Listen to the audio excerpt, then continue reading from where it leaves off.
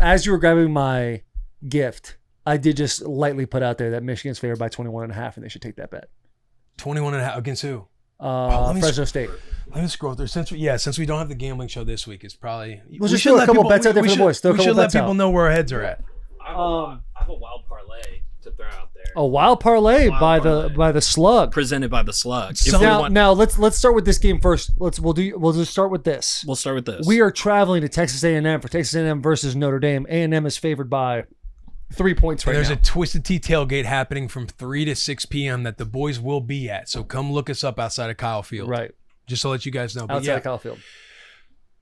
I think I'm going A&M.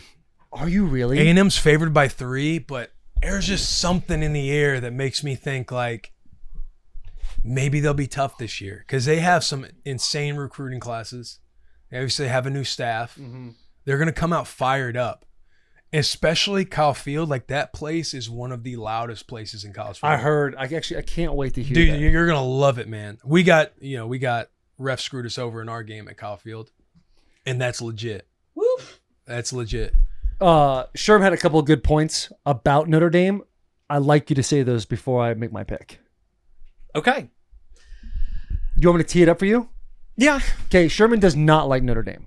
He's not a fan of it. At all. But he's got receipts behind it. It's not just because, I don't like their colors. Okay. Like me personally growing up, I was never a fan of Notre Dame just because of, as a kid, when you look at schools, you're like, oh, that school is cool to me for X, Y, and Z. Like when we were in high school, it was like Oregon is cool. Look at all the uniforms they have. This, Alabama was cool because they're winning all the time. When I look at Notre Dame, I never really had that like fire of like, oh, sick. Yeah, I loved them. Yeah. You look at Notre Dame and I thought like college football. Yeah. Okay. So Sherm. Okay, so growing up I grew up in Fort Worth, Texas. My entire family, they're all Horned Frogs. So I was growing up a huge fan of TCU. We would have these teams like the Rose Bowl team that beat J.J. Watt's Wisconsin team.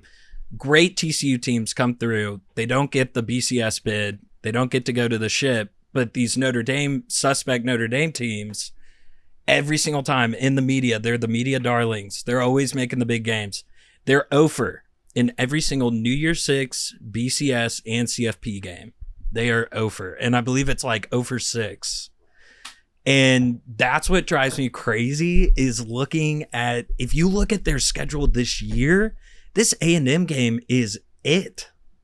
It is really it. Like week 1, if they beat A&M, I would not be surprised if they went undefeated. They play nobody. They don't have to play in a conference championship, which is a huge loss for like Georgia, that Georgia team that didn't get to play in the CFP last year. Would you have want your Michigan Wolverines to line up against that Georgia team last year? You wouldn't feel comfortable about it. But you wouldn't feel comfortable about it. Yeah, but you don't feel good when you're in the dance, brother. Every team's good. Well, would Notre Dame scare you in the dance? Or would you go, thank God we get to play Notre Dame? I think of the team I was able to support last year, I would be like, thank God I have this team. Oh, for sure. Yeah. But you'd rather see a draw of Notre Dame than Bama. I think at the point, yes. I think at the point we were with the SEC. Now the SEC's kind of been decrowned? Dethroned. Thank you. It's like at that point, it's like, Alabama, Georgia, you look at any of those teams, you're like, oh, fuck. That's a big bad wolf. Now it's like, that's just the second best conference. They've also been outscored by like 47 combined points in their CFP games. Like they just don't perform. So you're saying Notre Dame's a fraudulent school? I just think they're fraudulent. Okay. And I think they'll probably get the win this weekend. And I think they'll probably go undefeated for the rest of the season. It really drives me nuts. So you're taking Notre Dame and you're going to go money line. I would take Notre Dame with the new Texas A&M is really hard to beat at Kyle Field, but with their new coach, a lot of things moving around. I haven't seen anything promising from quarterback play from A&M in a while. I would take Notre Dame. They have a really good transfer quarterback. I don't remember his name. Yeah. Dude was solid before he got hurt at Duke. He was so solid. If he's playing like he did at Duke, they get out there with the W. See, I think you take the -3 with A&M, but what I will be doing, I'll be using my heart because I know Shane, he will be there. He will be in attendance this weekend. I can't just sit there and ride against my guy. I'll be going Notre Dame money line on the DraftKings app. But I do think A&M -3 is a.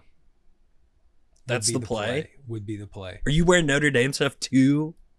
No, I can't do that. A&M's allowing us to come and be on the sideline. Like I wouldn't I wouldn't do that. Yeah. It's either neutral colors or A&M stuff. Yeah. Have to. Yeah. For sure. Have to. But that's kind of my thought. I love that thought. Where are you going? It's hard because I really thought watching FSU versus Georgia Tech, I was like, oh, FSU is going to wipe the floor. But not realizing that new season, new people, getting the rust off and all that. I think the edge is going to go to the home team in this situation. I think there's a lot more pressure. Like listening to you talk, Notre Dame, this is their one big game this year. And even if they lose this game, they could win out the rest of their games and still make the college football playoff, like you like to say, because ND gets that like college football privilege. So, and A&M is 20. They're on the outside looking in, know that they're going to have to work their way into the top 12. So I'm going to take A&M. I'm gonna have to take A&M. Boys?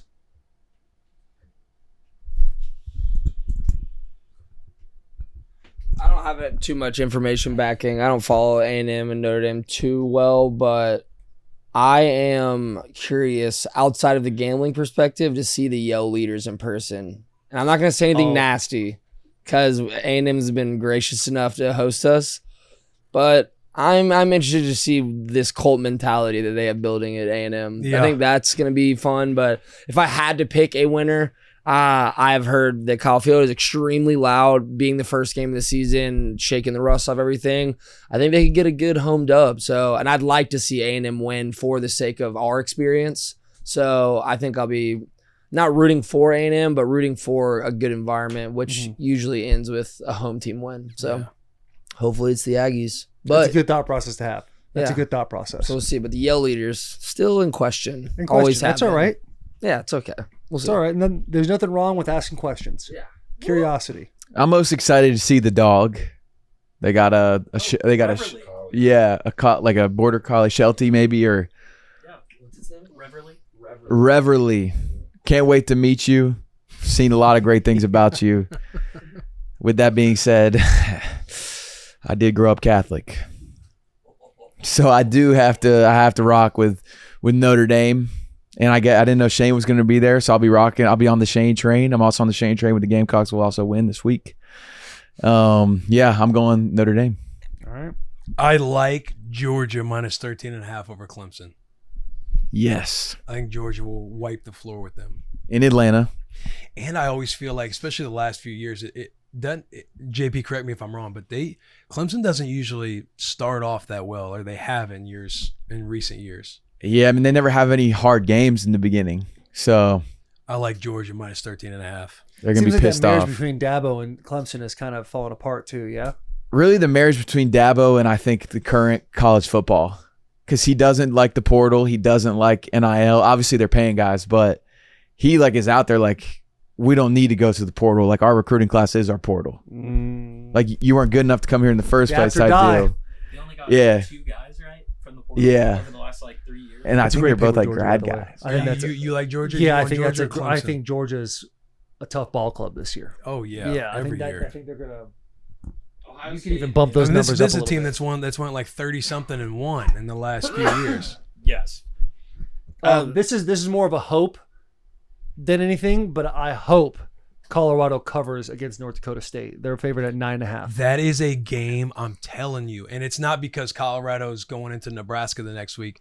I just think you cannot sleep on North Dakota State. Like, they're like a legacy team in the D1AA world. Yeah, and I'm really just thinking about us and our experience. If Nebraska and Colorado are both undefeated, Michigan and Texas are both undefeated, going to those two schools next week, it's just going to make it more fun. Now, if Colorado lays an egg against North Dakota, it's like, well, fuck, man. Like, not really. I don't want them to be pissed off going into Lincoln. Yeah, but I think that just the storylines play up more. Like, good. I'm with you. A solid rivalry. Colorado can win, but I'm taking the 9.5 with North Dakota State. I don't know. Those teams, it's like they usually have a non-conference game that's just like their Super Bowl, and I'm telling you, they're going to be a well-coached team. Montana State this last weekend. Yeah. They came to play.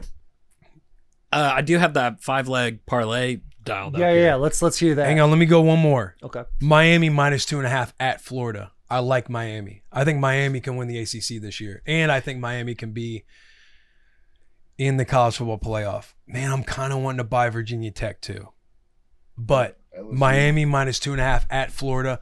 I also like LSU -4.5 at USC. -4.5 at USC. I like LSU. Those are my picks. I went the opposite direction as you on both Vautech and Miami. I got Florida money line, West Virginia money line, Vanderbilt money line. Who's Vandy playing? Vautech. Oh yeah.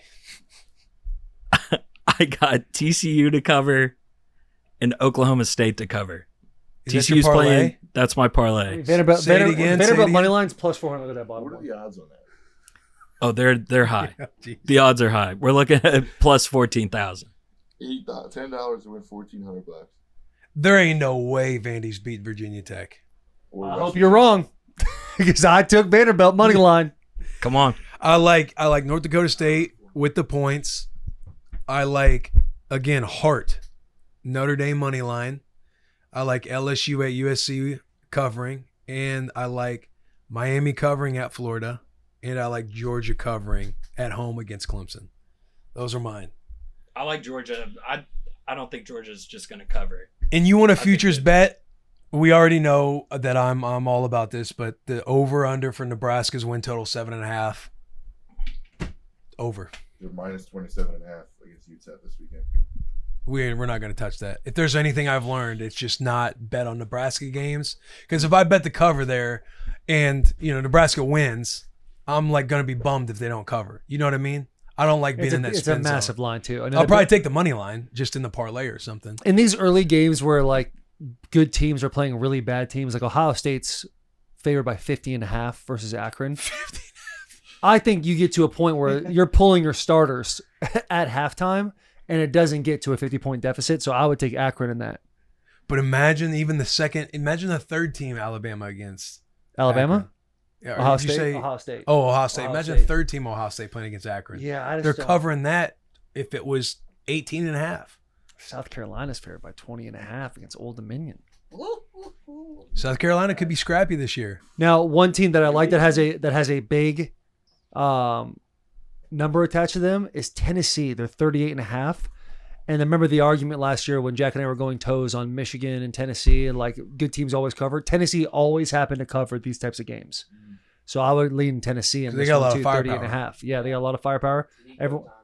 Everyone's saying that kid's the truth. Could be. Very stoic by Jack right now. Yeah. He's got a calm. You stand calm. It's game week. It's game week. He's got to reel it in. Mm-hmm. Slow burn.